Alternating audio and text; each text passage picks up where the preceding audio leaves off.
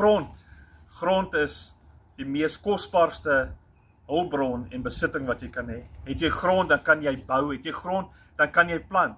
Grond is 'n belegging en grond of land is ook 'n erfenis vir die volgende geslag.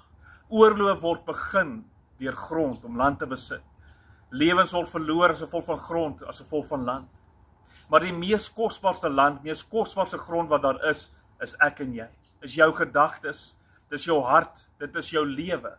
Daar is 'n oorlog aan die gang om jou grond te besit, om die eienaar en die oorsigter of opsigter oor die grond te wees. God, indien hy die eienaar is van jou grond, dan sal daar mooi dinge uit jou lewe uitkom. Dan kan daar opgebou word en die saad wat gesaai word in die lewe sal opkom en dit sal goeie vrug oplewer.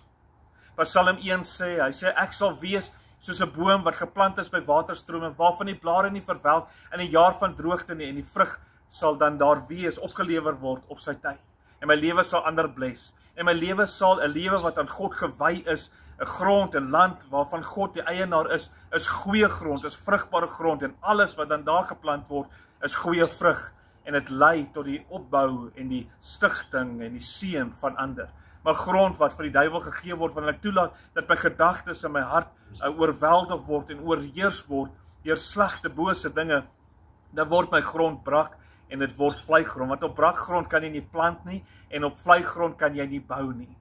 So ek wil jou aanmoedig vandag om jou grond, jou land, vir God te gee. Wil jy nie in hierdie oomblik, na hierdie video gekyk het, net vir God sê, Here, ek gee my grond, ek gee my land, gee ek terug vir u, wees u die eienaar, wees u die opsigter oor hierdie grond, oor hierdie land, en maak hierdie grond vrugbaar, sodat alles wat uit hierdie grond uitkom, dat dit goed sal wees.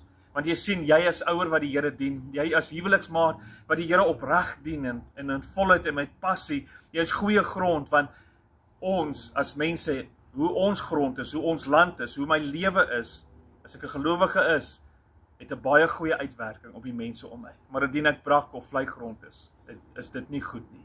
So wees goeie grond, wees vrugbare grond, en wees 'n seën vir ander. Gee jou grond en jou land vir Jesus in hierdie dag.